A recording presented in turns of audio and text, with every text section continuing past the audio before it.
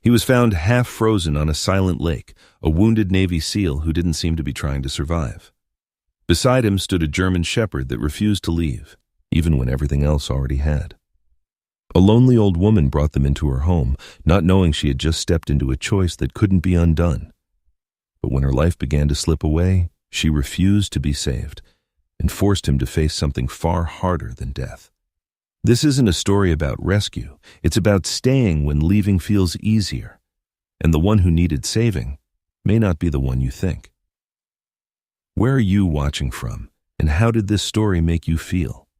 Like and subscribe to help us reach 1,000 subscribers and keep these stories alive. Winter did not arrive in waves near Lake Superior. It settled in, quietly and completely, until the world no longer remembered what it had been before. By mid-afternoon, the sky had already begun to dim, the pale light flattening the land into shades of white and gray. Snow covered everything, the shoreline, the trees, the path that once led to the old Doyle house. Even the lake itself had gone silent, sealed beneath a thick sheet of ice that stretched farther than the eye could follow. Margaret Doyle stepped out onto her porch with a steady, practiced motion, pulling her coat tighter around her thin frame. At 72, she no longer rushed anything. Not the cold, not the wind, not even the long, empty hours that came with living alone. Her boots pressed into the snow with a dull crunch as she descended the steps. She paused for a moment at the bottom, her breath visible in the air, her eyes scanning the distance without urgency. This was her habit. Every afternoon, before the light faded, she looked. Not because she expected anything, because she had learned that when something did come, it rarely announced itself. The lake lay still in front of her, its surface unbroken, until she noticed the line. At first it didn't make sense, a disturbance in the snow, faint but deliberate, cutting across the frozen expanse at an angle that didn't follow any natural pattern. Not the scattered tracks of deer, not the looping paths of foxes. This was something else. Margaret stepped forward, squinting slightly. Footprints. Not clean ones.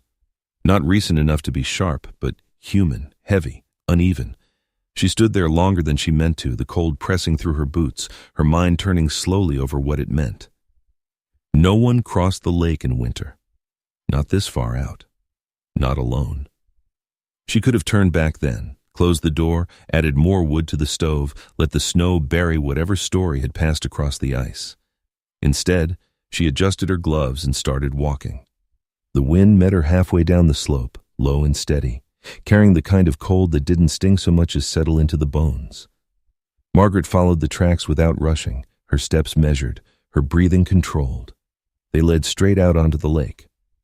Up close, the signs became clearer. The stride was inconsistent, one foot pressed deeper than the other. At intervals, the snow showed drag marks. Something had been pulled, or someone had stumbled and caught themselves too late. She stopped again. This wasn't a man walking. This was a man trying not to fall. Margaret exhaled slowly and kept going. The lake felt different once she stepped onto it. The ground beneath her no longer gave the subtle feedback of soil or rock. It was solid, yes, but distant, like standing on something that didn't belong to the land at all. The tracks veered slightly to the left, then straightened, then faltered again. And then she saw him. He was half kneeling, half leaning against nothing, as if the air itself had been the only thing keeping him upright. His body sagged forward, his weight uneven, his breath shallow enough that for a moment Margaret wasn't sure if he was still conscious. He lifted his head when he heard her approach. That alone told her enough. Not dead. Not yet. The man was in his mid-40s, maybe a little older by the way the cold had settled into his face. His features were sharp but worn, high cheekbones, a narrow jaw shadowed by uneven stubble, skin pulled tight by exhaustion more than age. His eyes, a pale gray blue, didn't widen in alarm when they met hers. They simply held, steady, aware, measuring. Margaret noticed the jacket first.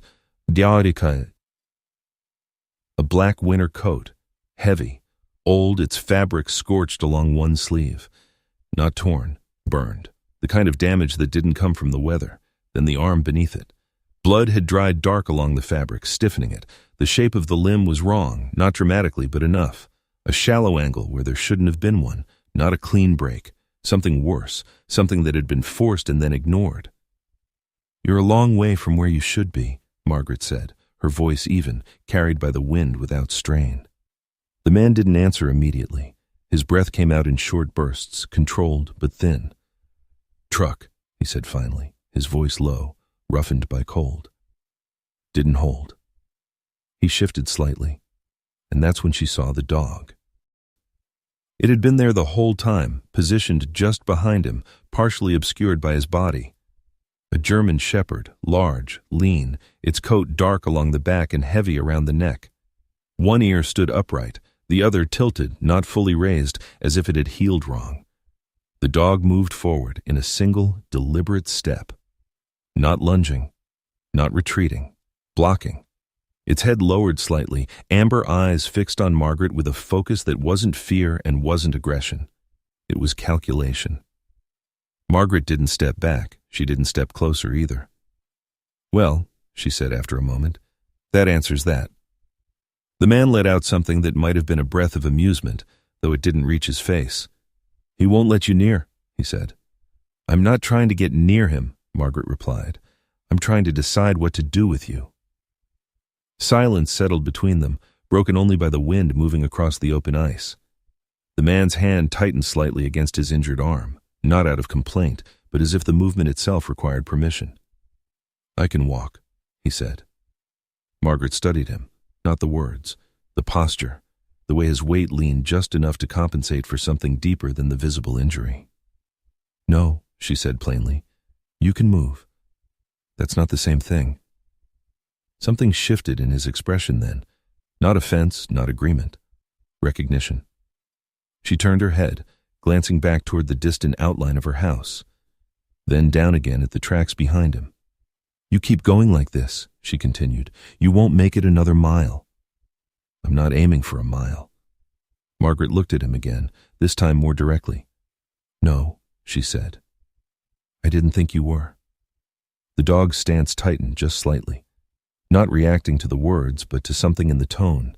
It stepped closer to the man, its body angled, ready. Margaret let the silence stretch. Then she made her decision. "There's a sled," she said, nodding back toward the shore. "Wood, old, still holds weight." The man didn't respond. "I'm not dragging you," she added. "You'll walk, or you won't, but I'm not leaving you out here." The wind picked up, carrying a thin sheet of snow across the ice between them. For a moment, nothing changed. Then the man shifted. Slowly. Deliberately. He pushed himself upright, his movements controlled, as if each one had to pass through a filter before it was allowed. His left side bore most of the weight. The right, injured, hung close, guarded. The dog didn't move away. It adjusted, staying close, watching Margaret. Margaret turned first, not to lead, just to begin walking. By the time they reached the sled, the light had dimmed further, the sky pressing lower over the horizon. Margaret brushed the snow off its surface with a gloved hand, checking the runners out of habit more than necessity. "It'll do," she said. Behind her, she could hear the uneven rhythm of footsteps approaching, not collapsing, not steady either, something in between. When she turned, the man was closer than she expected, closer than he should have been. The dog remained at his side, one step ahead now, its body angled toward Margaret, never fully turning its back. Margaret gestured toward the sled. "You sit," she said. "Or you lean, doesn't matter, but you stay on it when it moves." The man looked at it, then at her. "You're not going to get both of us up that slope." "I'm not planning to get you up anything," Margaret replied. "I'm planning to get you off this lake." That seemed to settle something. He didn't argue. Instead, he lowered himself carefully, using his left arm to brace, his movements precise despite the strain. The dog circled once, then positioned itself alongside the sled, not climbing onto it, but staying close enough to intervene if needed. Margaret took hold of the rope. It was heavier than she'd hoped, not impossible, just real. She leaned into it, her boots digging into the snow, and began to pull. The lake stretched behind them, silent again, as if nothing had crossed it at all. Ahead, the house waited. Not as a refuge. Not yet. Just a place where a decision had already been made. Ethan woke to heat before he understood anything else. Not comfort, not safety. Just heat, thick, dry, and unfamiliar against skin that had learned to expect cold. It pressed into his back, into his shoulders, into the side of his face where he had fallen against something solid. For a moment, he didn't open his eyes. He didn't move. He listened. Wood settling. A low crackle.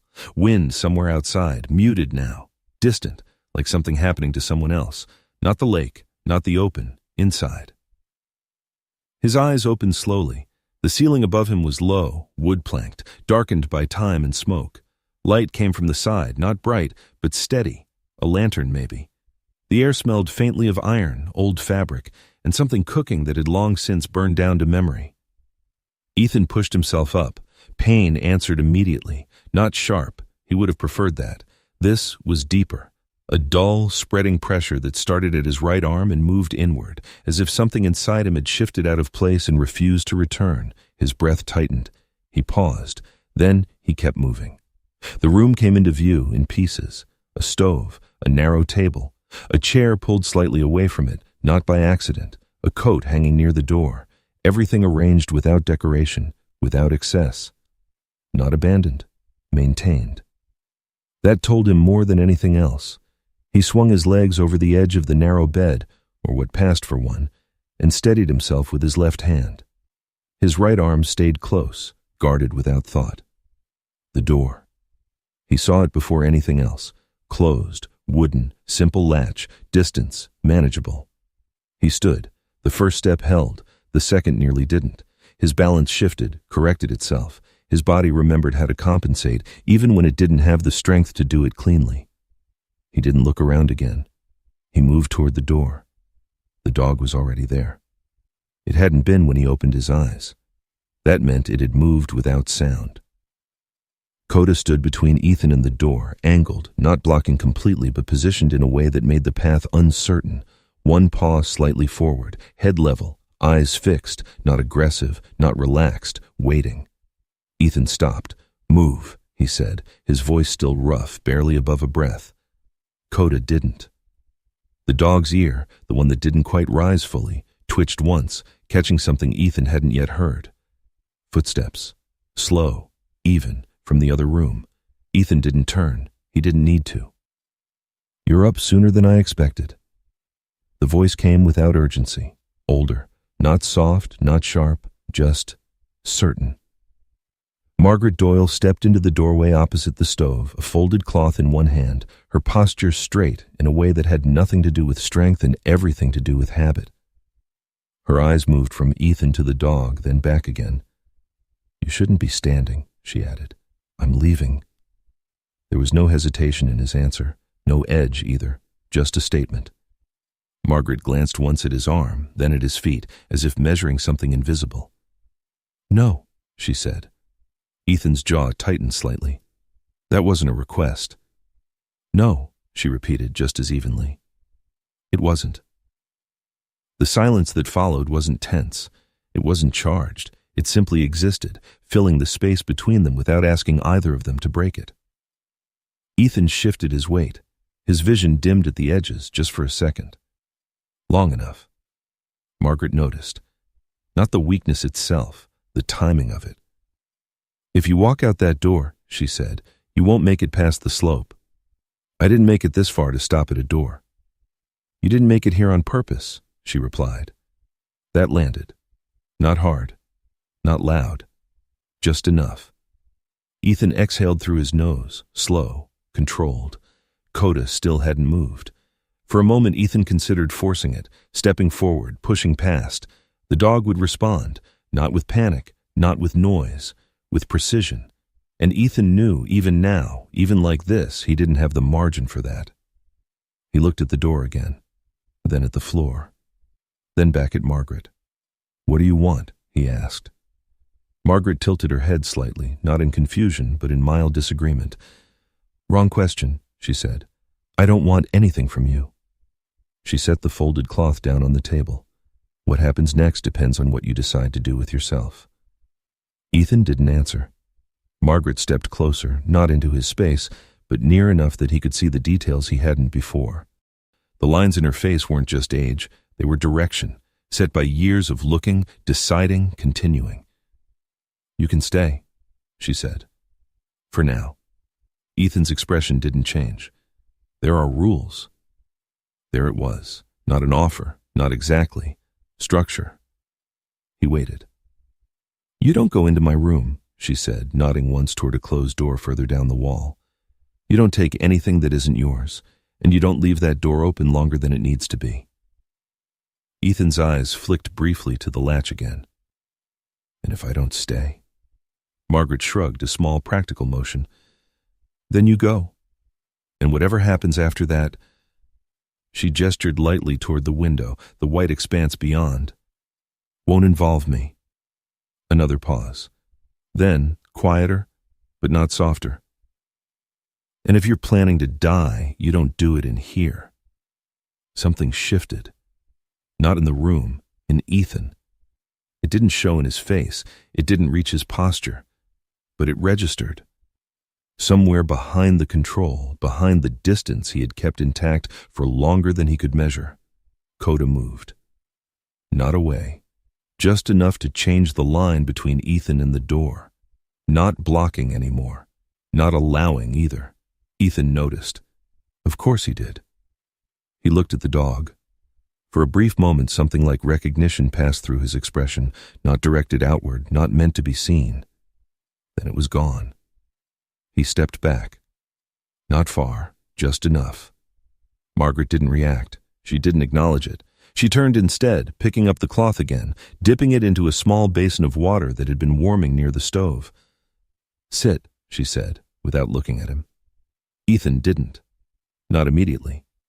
But he didn't move toward the door again either. The room held. Seconds stretched, then shifted. Finally, slowly, he lowered himself back onto the edge of the bed, not because he agreed, because standing had become something he couldn't maintain without cost. Margaret crossed the room, stopping just short of him. "Let me see it," she said. Ethan hesitated, not out of distrust, out of reflex. Then he extended his arm. Carefully. The fabric of the sleeve had already been cut once, by him, by force. Margaret peeled it back further with steady hands, revealing the wound beneath. Up close, it was worse. The skin was torn deep along the forearm, not cleanly. Bruising had spread outward, dark and uneven. The shape of the bone beneath didn't sit right. Margaret didn't flinch. "You're lucky," she said. Ethan almost laughed at that. It didn't come out. "I don't think that's the word." "It is," she replied. "You're still here." She began to clean the wound, slow, deliberate, each movement precise without being careful in the way people usually are when they're afraid of causing pain. Ethan didn't react. Not outwardly. His breathing changed, just slightly. Coda had moved closer now, settling near the edge of the bed. Not touching, watching. Margaret worked in silence for a while. Then without looking up, she said, "You're not the kind of man who ends up on a frozen lake by accident." Ethan's gaze shifted toward the far wall. "No," he said. Margaret nodded once. "That's what I thought." She didn't ask anything else, didn't press, didn't fill the space with questions that would have gone unanswered anyway. When she finished, she wrapped the arm in clean cloth, tight enough to hold, loose enough to allow what little movement remained. "That'll keep it from getting worse," she said. Ethan looked down at it. "Not better." "No," Margaret said. "Not yet." She stepped back. The distance returned, not as separation, as something else, something closer to agreement. Ethan leaned forward slightly, resting his elbows on his knees, his gaze dropping, not in defeat, not in exhaustion, but in calculation. The door remained where it was, closed, reachable, possible, but not now. Outside, the wind rose again, brushing against the walls, reminding them both of what waited beyond them. Inside, nothing changed, and that was the point. Morning did not arrive with light. It arrived with sound, a soft, irregular tapping somewhere near the window, ice loosening, shifting, adjusting to a temperature that had changed just enough to matter. The wind had dropped sometime during the night, leaving behind a quieter kind of cold, one that didn't announce itself, only stayed. Ethan was already awake when Margaret stirred the stove. He hadn't moved much. The position he'd taken the night before, leaning forward, elbows on his knees, had shifted only slightly, as if sleep had passed over him without permission. His eyes were open, but not fully focused on anything in the room. Margaret noticed. She didn't comment. She added wood to the stove, adjusted the kettle, then crossed to the table where she had left the basin from the night before. The water had gone cold. "Arm," she said. Ethan didn't respond immediately. Not refusal, delay. Then he shifted, straightening just enough to extend his right arm again. The movement cost him more this time. It showed, not in his face, but in the pause that followed. Margaret unwrapped the cloth slowly. The wound hadn't improved. That was expected. What mattered was that it hadn't worsened, not significantly. The swelling had spread slightly along the forearm, and the bruising had darkened. The shape of the limb still held that wrong angle, subtle but undeniable. "You'll keep the arm," she said. Ethan glanced down. "That your version of good news?" "It's the only kind I deal in." She poured fresh water into the basin, this time warm, and began cleaning the wound again. Her hands were steady, not gentle in the way people assumed gentleness meant avoiding pain. She worked with purpose, and the purpose didn't allow for hesitation. Ethan didn't react, not outwardly, but his breathing shifted again, just enough for someone paying attention to notice. Margaret was paying attention. "You've had worse," she said, not as a question. Ethan's eyes moved, not to her, but to the wall behind her. "Yes. That why you don't care about this one?" A pause, then quieter. "I didn't say that." Margaret didn't push. She finished rewrapping the arm, reinforcing the makeshift splint she had placed the night before. It wouldn't set the bone. It wouldn't fix anything. It would only keep things from breaking further apart. When she stepped back, Ethan lowered his arm slowly, letting it rest against his side. The kettle began to hiss softly. Margaret turned away, pouring water into a chipped mug, then another. She set one on the table, not looking at him. "Drink." Ethan didn't move toward it. Not yet. Coda did. The dog rose from its position near the door, where it had remained most of the night, and crossed the room in a single quiet line. It didn't go to the table. It went to Ethan, stopping just short of contact, watching. Ethan's gaze shifted down to it. There was no command given, no signal exchange that anyone else could have named. But after a moment, Ethan reached for the mug. Not because he was told to, because something in the room had shifted just enough to allow it. The heat from the stove settled unevenly, leaving the corners of the room cooler, untouched. Outside, the light had grown slightly stronger, but not enough to change the landscape. Snow still held everything in place. Margaret sat across from him, her hands wrapped loosely around her own mug. "You're burning," she said. Ethan took a slow sip. "Not enough." "That's not how that works." He didn't answer. Margaret studied him, not his face, but the way he held himself, the tension that didn't belong to the injury, the kind that settled deeper, harder to name. "You don't sleep," she said. Ethan set the mug down. "I rest." "That's not the same thing either." Another silence. Not empty. Just occupied. Margaret leaned back slightly in her chair. "You keep going like this," she said.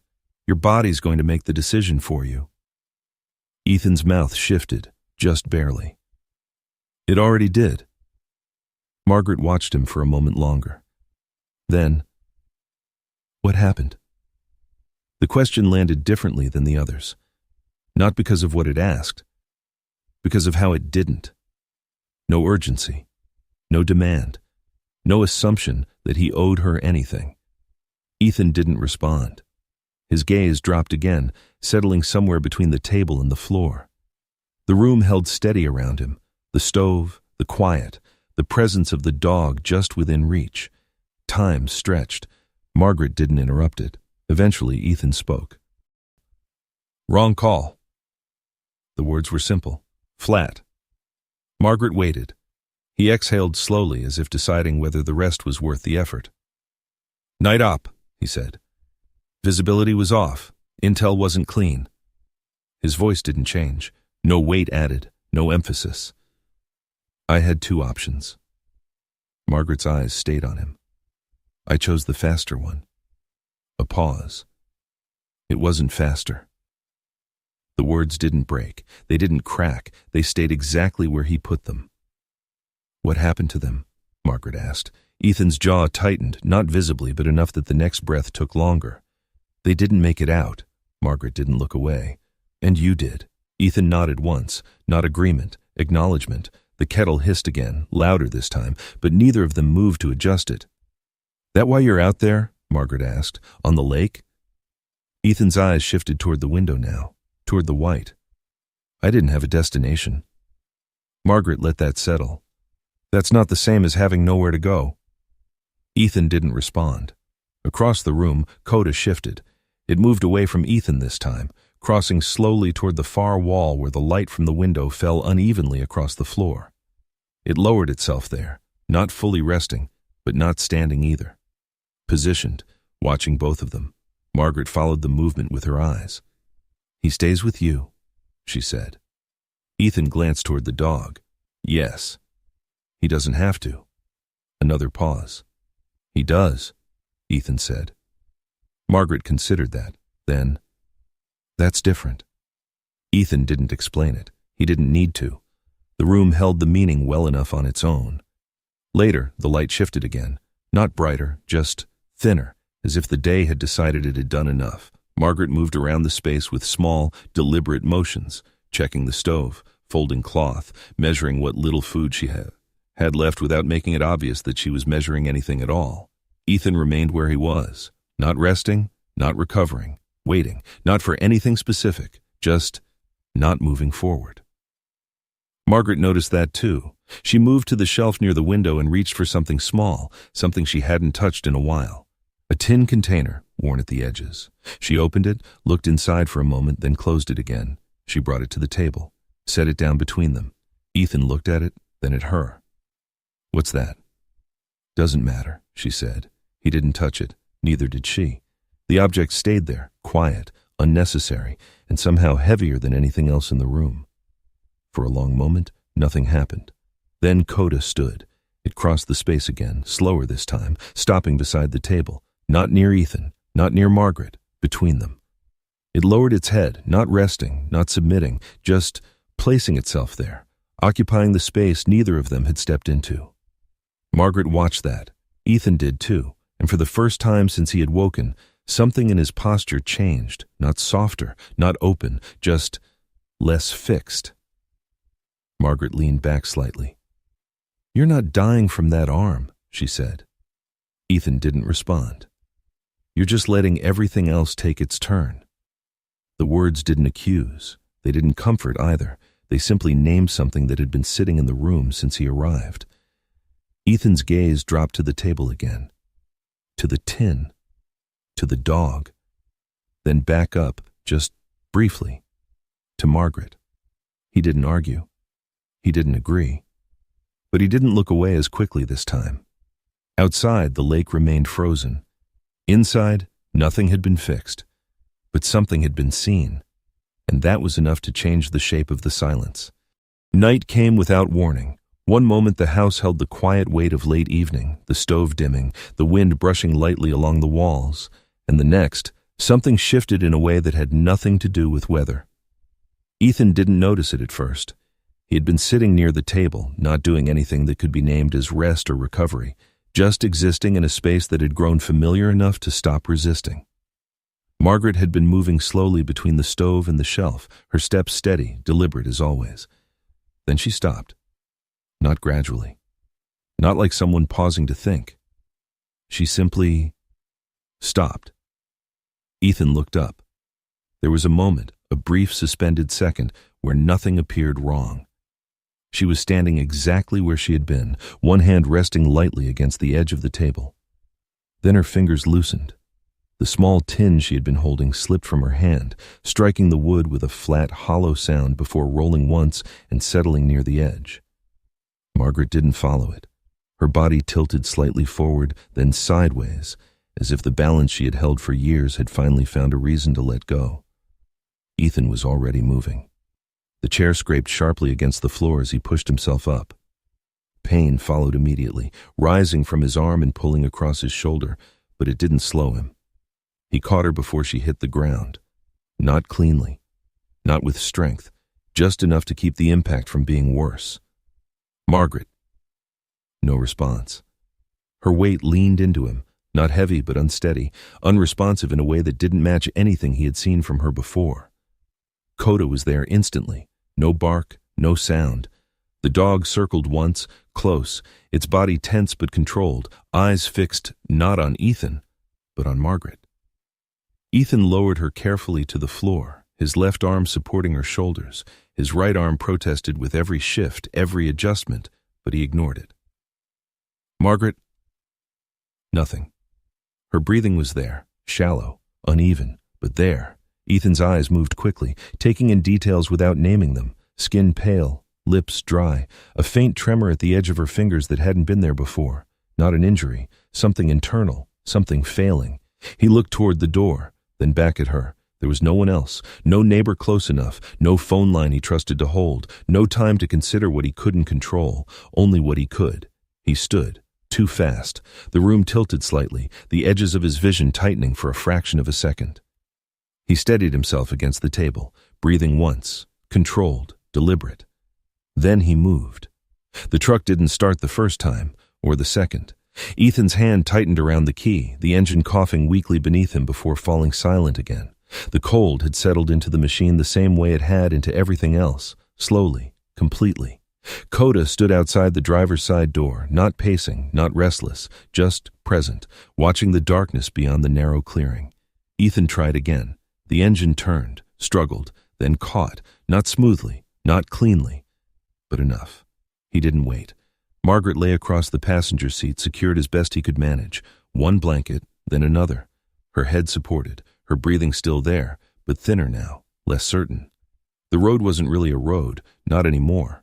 Snow had erased the edges, softened the ground beneath the tires into something that shifted without warning. The truck moved forward in uneven bursts, the steering wheel pulling slightly left, then correcting, then drifting again. Ethan kept both eyes forward, one hand on the wheel, the other, barely usable, resting where it could, ready if needed. Coda moved ahead of the truck at times, then disappeared into the dark, then returned, never far, always within range of sight, not guiding, not leading, but reading. Ethan followed that, not consciously, but consistently. The headlights cut through the snow in narrow lines, revealing only what was immediately in front of them. Everything else remained hidden, distance, direction, anything beyond the next few feet. Time blurred, distance stretched. Ethan didn't track either, only movement, only forward. The town appeared slowly, not as a destination, as an interruption. A faint glow first, then shapes, then structures emerging from the dark, low buildings, quiet streets, the kind of place that didn't expect anything to happen after a certain hour. The clinic stood at the edge, a single light on. Ethan pulled the truck to a stop, the engine idling roughly beneath him. He stepped out, the cold hitting harder here, sharper somehow. His body reacted now, fatigue catching up where adrenaline had held it back. He ignored that too. The door to the clinic opened before he reached it. Dr. Alan Reeves stood there, already watching. He wasn't a large man. Tall, yes, but narrow through the shoulders, his posture straight in a way that suggested habit more than comfort. His hair, touched with gray, was neatly kept, his expression unreadable, but not indifferent. "You're late," he said. Ethan didn't answer. He turned back to the truck. Reeves followed without hesitation. Inside, the clinic was warm in a different way than the house had been. Controlled, clean. Every object in its place for a reason. Margaret was moved quickly, efficiently. Reeves didn't ask questions while he worked. He observed, checked, measured. Ethan stood off to the side, his presence acknowledged but not addressed. Coda remained near the door, positioned where it could see both the room and the exit. Still, watching. It didn't take long. Reeves stepped back, removing his glasses briefly, pressing his fingers against the bridge of his nose before replacing them. "She needs surgery," he said. Ethan didn't move. "What kind?" "Necessary kind." Ethan's gaze didn't shift. "And the odds?" Reeves met his eyes directly. "Not good." Silence. "Without it?" Ethan asked. Reeves didn't hesitate. "Worse." The room held that for a moment. Not tension, just weight. Ethan looked toward Margaret. Her breathing was still there, still shallow, still uncertain. "She'll recover?" he asked. Reeves' expression didn't change. "If everything goes right." Ethan understood what that meant. Everything wouldn't. Margaret woke slowly. Not all at once. Her eyes opened slightly, then closed again, then opened enough to hold focus. She didn't look confused. She looked aware. Reeves stepped closer. "You're in the clinic," he said. Margaret's gaze shifted slightly. "I figured." Her voice was thin but steady. "You need surgery," Reeves continued. "Soon." Margaret listened. Didn't interrupt. When he finished, she took a breath, not deep, not strong, just enough. "No." The word didn't rise, didn't fall. It stayed exactly where she placed it. Reeves watched her. "This isn't optional." "It is," she said. Ethan stepped forward slightly. "Margaret," she didn't look at him. "I know what he said." Reeves' eyes moved between them. "You understand the consequences," he said. Margaret nodded once. "I do." "And you're refusing anyway." "Yes." Reeves exhaled quietly, the sound controlled but not neutral. Ethan's jaw tightened. "That's not—" Margaret turned her head just enough to look at him now. "Don't!" It wasn't sharp, it wasn't loud, but it stopped him. Ethan held her gaze. "You don't know what you're saying." Margaret's eyes didn't waver. "I do." Silence settled again, different this time, more defined. Reeves stepped back slightly, giving space but not stepping out of the moment. "He'll need to sign," he said, his voice directed at Ethan now. Ethan didn't look at him. "For what?" "For your decision," Reeves said. "Or hers." Ethan turned then. "I'm not making it." Reeves studied him for a moment, then, calmly, "Then who is?" The question didn't challenge, it didn't accuse, it simply existed. Ethan looked back at Margaret, at the woman who had pulled him off a frozen lake without asking who he was, at the woman now choosing something he didn't understand and didn't accept. Coda shifted slightly near the door, not moving forward, not retreating, just adjusting, as if the space itself had changed. Ethan's hand tightened at his side. His injured arm throbbed in a way that demanded attention now, but it wasn't the pain that held him still. It was the absence of control, the kind he had relied on once, the kind that didn't exist here. Margaret closed her eyes again, not slipping away, just finished speaking.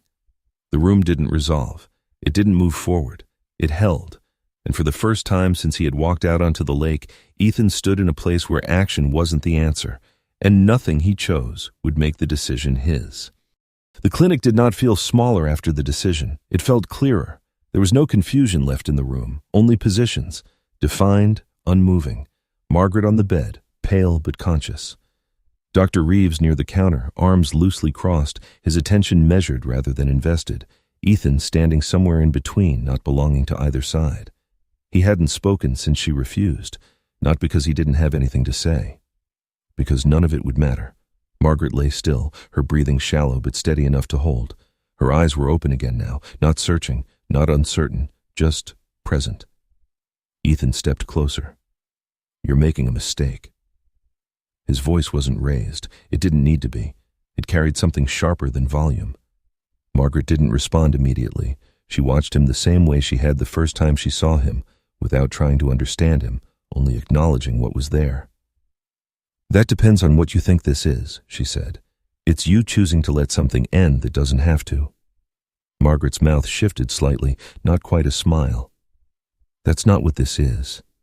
Ethan's jaw tightened. "Then what is it?" She took a breath, not deep, but deliberate. "It's me choosing how it ends." The words landed harder than anything she'd said before, not louder, not more emotional, just final.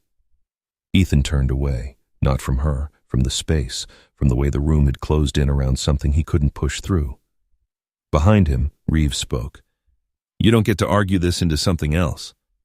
Ethan didn't look back. "She's not thinking clearly." Reeves shook his head once. "She's thinking exactly as clearly as she needs to." Ethan turned then. "And you're just going to let her walk out of here?" Reeves held his gaze. "I'm going to respect the decision she made." "That's not respect. That's not your call." The interruption wasn't forceful. It didn't need to be. It stopped Ethan anyway. Silence settled again. Different this time. Tighter. More defined. Ethan looked back at Margaret. She hadn't moved. She hadn't softened. If anything, there was more clarity in her now than before. "You're not afraid," he said. It wasn't a question. Margaret's eyes didn't leave his. "No." Ethan exhaled slowly. "Then what is this?" Margaret held his gaze for a long moment, then quietly, "You still think this is about fear?" That shifted something. Not in the room, in him. Ethan's shoulders tightened, not outwardly, not enough for anyone else to name it. But the control he had been holding on to began to strain. "People die because they don't fight," he said. Margaret shook her head slightly. "No, people die because their bodies stop working." Ethan took a step closer. "That's not the same thing." "It is," she said. "You just don't like it." The space between them narrowed, not physically, in meaning. Ethan's voice lowered. "You don't get to decide this." Margaret's expression didn't change. "I already did." It wasn't anger that came next, not the kind that broke things, not the kind that needed to be released. It was something colder, more controlled, the kind that stayed inside and rearranged everything it touched. Ethan stepped back, just enough. His injured arm throbbed again, sharper now, pulling his focus whether he wanted it or not. He flexed his fingers slightly, testing the range that hadn't changed. Still there, still broken, still usable. He turned toward Reeves. "What happens if we leave?" Reeves didn't hesitate. "She deteriorates, slowly at first, then faster." "And you're fine with that?" Reeves adjusted his glasses, the motion precise. "I don't have to be fine with it." Ethan's eyes narrowed slightly. "Then why? Because it's not about me." The answer came clean, uncomplicated. Ethan looked back at Margaret. She was watching him now in a different way, not measuring, not deciding, waiting, not for him to agree, for him to understand something he hadn't yet reached. The decision came without a moment, no shift in music, no visible turning point, just a quiet alignment between what he could do and what he would. Ethan moved to the side of the bed. "Can you sit?" Margaret studied him, then nodded once. He helped her up, not lifting, not carrying, just guiding her movement with his left hand steady at her shoulder. She didn't resist. She didn't assist more than necessary. Coda had moved closer again, not to intervene, to stay within reach. Ethan adjusted the blanket around her. "You're not staying here," he said. Margaret didn't argue. Reeves watched.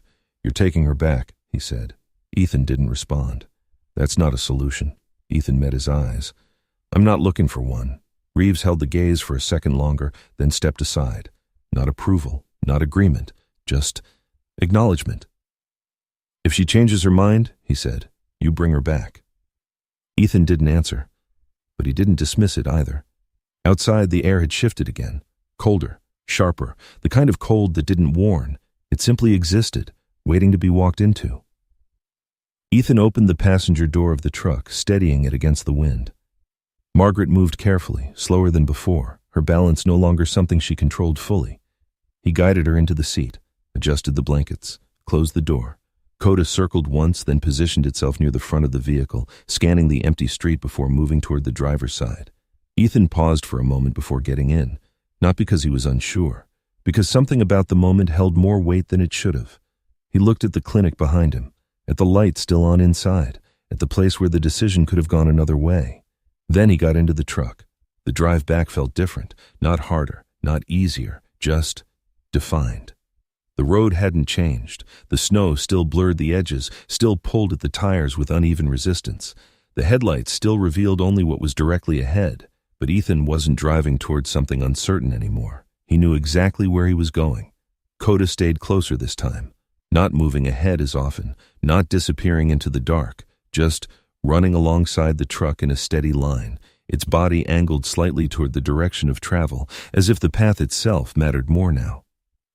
Inside, Margaret remained quiet, not unconscious, not withdrawn, just still.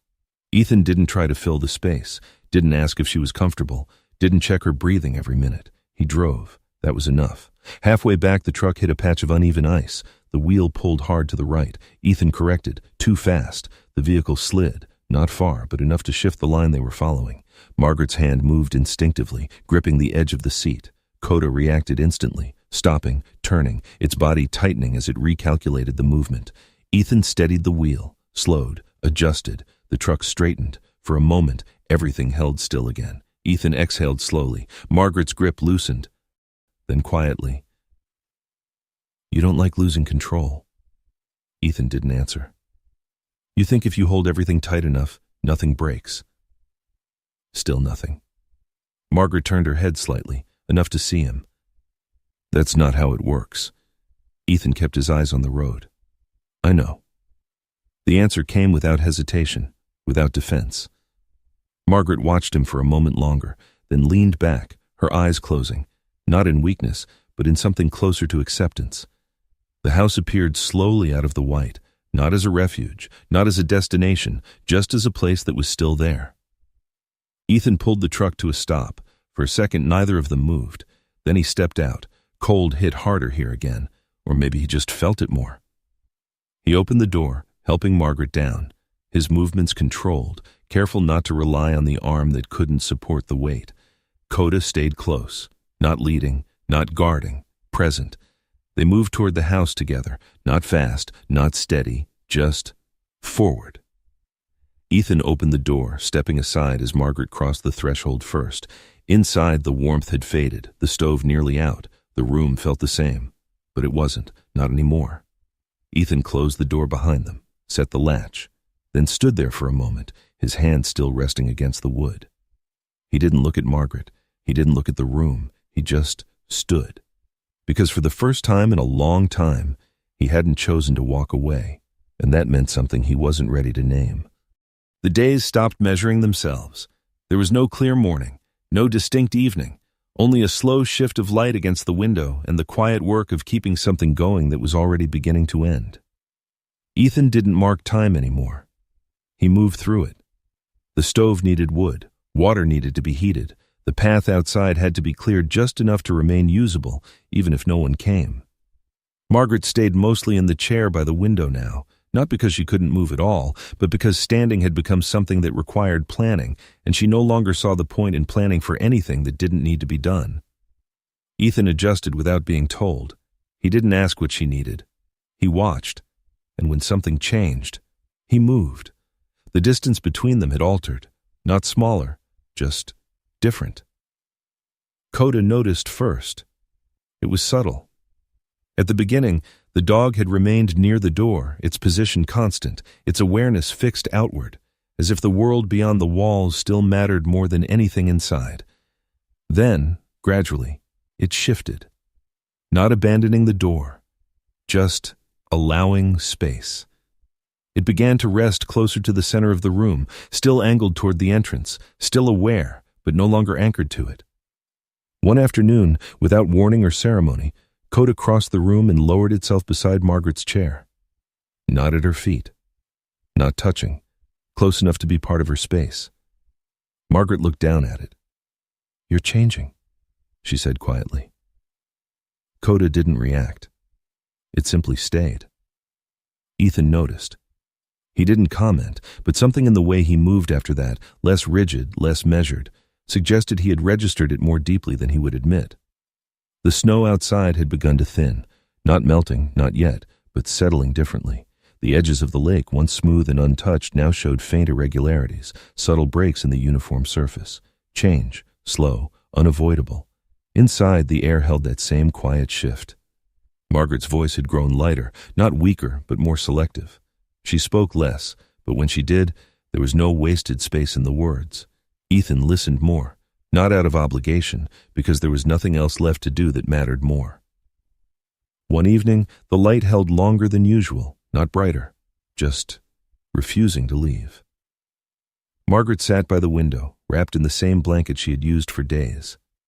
Her hands rested loosely in her lap, fingers no longer moving with the small, unconscious habits they once had. Ethan stood near the stove, adjusting the flame. Neither of them spoke. Then, without looking at him, Margaret said, "You've stopped trying to leave." Ethan didn't turn. "I'm still here." "It's not the same thing." He let that sit for a moment. Then, "It is now." Margaret nodded once. Not agreement, acknowledgement. The tin box remained on the table. Neither of them had opened it since that day. It had become part of the room, like the chair, the stove, the window, something present, unchanged, carrying weight without needing to be explained. That evening, Margaret reached for it. Her hand moved slower than it used to, but without hesitation. She placed it in her lap, opened it. Ethan didn't move closer. He didn't need to. From where he stood, he could see enough. Inside were small things, not valuable, not organized. A few folded pieces of paper, a photograph, edges worn soft with time. Something metal, dull, rounded at the corners. Margaret lifted the photograph first, looked at it for a long moment, then turned it slightly, just enough that Ethan could see. A younger version of her, standing beside a man he didn't recognize, both of them facing something outside the frame, not the camera. "He didn't like pictures," she said. Ethan didn't ask who. "He said they made things look finished." She set the photograph down, picked up the metal object next, a ring, simple, worn smooth. "He left before the winters got this long," she added. There was no bitterness in the statement, no regret, just fact. Ethan stepped closer. Not all the way, just enough. "You stayed." Margaret turned the ring once between her fingers. "Yes." "Why?" She didn't answer immediately. Then, "Because leaving wouldn't have made it different." Ethan considered that. It wasn't the kind of answer that explained anything, but it held. Coda shifted. Not abruptly, just a small adjustment in position. Its head lifted slightly, ears tilting. Not toward the door this time, but toward Margaret, watching her, closely. Ethan followed that movement. Something about it, something in the stillness of the dog, made the space feel tighter, more defined. Margaret closed the tin, set it back on the table, then leaned back slightly, her eyes drifting toward the window again. "You think you're waiting for something," she said. Ethan didn't respond. "You're not." He crossed his arms loosely, not defensive, not closed. "Then what am I doing?" Margaret's gaze didn't leave the glass. "You're deciding." The words settled differently, not like the others. Ethan shifted his weight slightly. "I already did." Margaret shook her head, just once. "No." Silence followed, longer this time. Then she turned her head, looking at him directly. "You decided to stay," she said. "That's not the same as deciding to live." The room held still. Ethan didn't answer, didn't look away. But something behind his eyes changed, not visible, not measurable, just no longer fixed. Later, when the light finally began to fade, Margaret's breathing shifted again, softer, more spaced. Ethan noticed immediately. He moved closer, crouching slightly beside her chair. "You need to lie down." Margaret shook her head faintly. "Not yet." Ethan didn't argue. He stayed there instead. Coda moved closer too, its body settling just beside the chair, close enough now that its shoulder brushed lightly against the edge of the blanket. Margaret's hand moved, slowly, resting, not gripping, against the dog's neck. Coda didn't react, didn't move away. Ethan watched that, carefully. "This doesn't bother you," he said quietly. Margaret's hand remained where it was. "No." Ethan's gaze dropped briefly to his own arm, still wrapped, still limited. "You trust him." Margaret's fingers pressed slightly into the thick fur. "He's not the one I'm worried about." Ethan looked up again. "And me?" Margaret met his eyes. "You're the one who hasn't decided yet." The room dimmed further. The stove crackled softly. Outside, the wind returned, but lighter now, less insistent. Margaret's hand remained on Coda. Her eyes drifted, not closing, not fully focused. Then, quietly, "You don't need to be forgiven." Ethan didn't move. The words didn't land like comfort. They didn't settle like release. They simply existed. Margaret's voice continued, softer now. "You just need to keep going." Ethan's jaw tightened. For a moment, it looked like he might respond, might push back, might reject it the way he had rejected everything else. But he didn't. He stayed where he was, kneeling, watching, listening, and for the first time since he had walked across the frozen lake, he didn't try to correct what was being said. He let it remain. The night settled slowly. No final moment, no clear line between before and after, just a gradual quiet that filled the space completely. Margaret's breathing continued, soft, uneven, still there. Ethan remained beside her, not because he had to, because he had chosen to. And that choice, quiet as it was, carried more weight than anything he had done before. Spring didn't arrive with warmth, it arrived with absence. The wind stopped first, not completely, but enough that the sound no longer filled the spaces between things. The house no longer creaked the same way. The trees outside stood without resistance, their branches still, as if waiting for something that had already passed. Margaret's breathing had grown quieter through the night. Ethan didn't try to count it. He sat beside her chair, one hand resting loosely against the edge of the armrest, not touching her, not needing to. Coda remained on the other side, its body still, its head lowered, not in sleep, not in rest, but in a kind of attention that didn't require movement. There was no moment that marked the change, no last word, no final shift that could be named, only a space between one breath and the next. That didn't close. Ethan didn't move, not right away. He waited, not for her to wake, not for confirmation, just for the stillness to settle into something he could recognize. Coda shifted first. A small movement, barely more than a breath. It raised its head slightly, then lowered it again, pressing closer to the side of the chair. Ethan looked at her. Margaret Doyle, who had stood in a doorway without hesitation and decided not to leave a stranger on a frozen lake, now sat in the same chair, unchanged in posture, but entirely absent in a way that needed no explanation. Ethan reached out. His hand hovered for a moment before resting lightly against her shoulder. Cold, not yet deep, but no longer held. He withdrew his hand. Not abruptly, not slowly. Just done. The day moved without asking him to follow. He stood after a while, he couldn't say how long, and crossed the room. The stove had gone low. He added wood without thinking, adjusted the flame, restored something that no longer needed to be kept. Then he stopped, looked back. The room had not changed, but its purpose had. Coda remained beside the chair. Ethan walked to the window. The lake was still there, not white anymore, not completely. The surface had begun to break in places, darker lines spreading slowly across the ice, revealing what had always been beneath. Water, moving again. Ethan stood there longer than he intended, then turned back.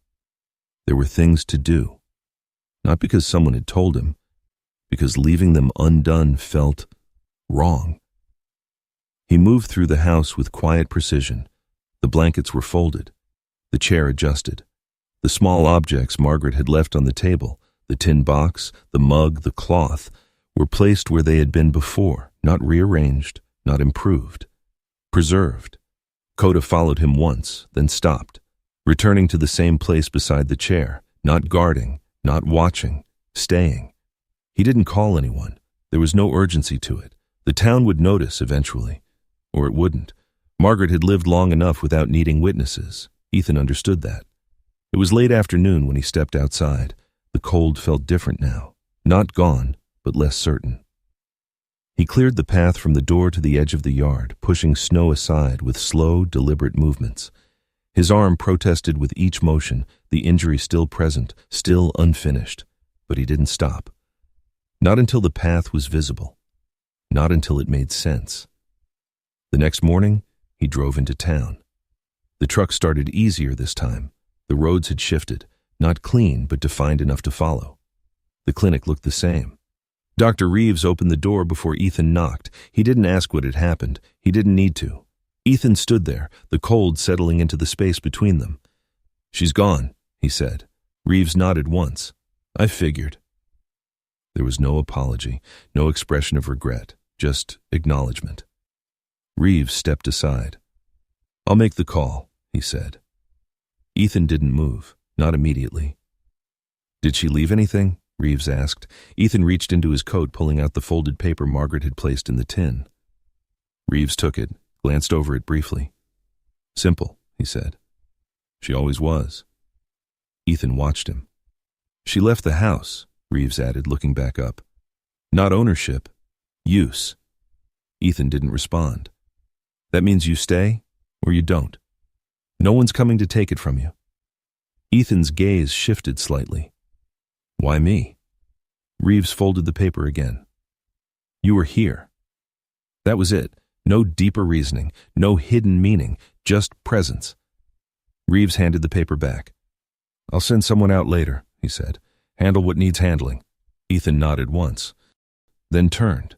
The house felt larger when he returned, not emptier, just wider. The absence had stretched it. Coda met him at the door, not with excitement, not with urgency, just there. Ethan stepped inside, closing the door behind him, setting the latch the same way he had before. The routine remained. Even if everything else had changed, days passed, not quickly, not slowly, just forward. Ethan stayed. Not because he had decided anything yet, because leaving required a direction he didn't have. He fixed things, small things at first, the hinge on the door that didn't sit right, the loose board near the stove, the path outside that needed to be cleared again after each light snowfall. Then more, the roofline where snow had begun to collect unevenly, the woodpile, reorganized, reinforced. He didn't improve the house, he maintained it, the way Margaret had. The tin box remained on the table, unopened, until one evening. The light held longer now, stretching further into the day, softening the edges of the room. Ethan sat at the table, the box in front of him. Coda lay near the door, not watching him, just present. Ethan opened the box. Inside, the same objects remained. The photograph, the ring, the folded papers. He picked up the photograph first, looked at it longer this time, not trying to understand it, just seeing it. Then the ring. It felt heavier than it should have, not in weight, in meaning. He turned it once between his fingers, then set it back. Finally, he unfolded the paper again. Margaret's handwriting was steady, clear, no wasted words. Stay if you want, leave if you need. Either way, don't pretend you didn't choose. Ethan read it once, then again.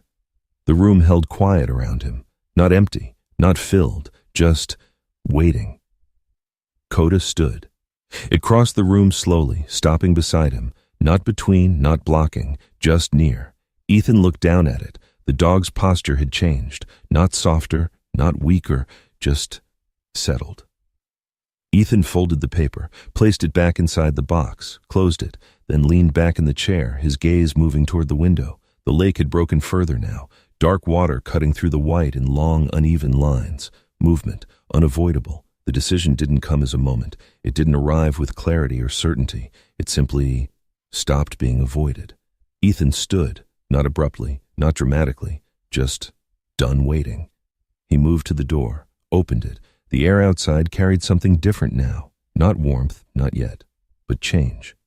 He stepped out onto the cleared path, looked back once, at the house, at the space that had held him without asking anything in return, then forward. Not away, not toward something specific, just forward. Coda stepped beside him, not following, not leading, walking. The house remained behind them, not abandoned, not finished, just there, waiting for whoever came next. Some lives are not changed by being saved, but by choosing not to walk away anymore. Ethan wasn't given a second chance in a moment of triumph. He was given something quieter, the space to stay, to face what he had been avoiding, and to move forward without knowing if he deserved to. And maybe that's where grace truly lives, not in erasing the past, but in giving us the strength to keep going despite it. If this story meant something to you, take a moment to think about where you are standing right now, and whether you are choosing to stay or simply waiting to leave. You're welcome to share your thoughts below. And if stories like this speak to you, consider subscribing so we can continue this journey together. May you find the courage to keep going, even when the path ahead is uncertain. And may peace meet you where you are, not where you think you should be.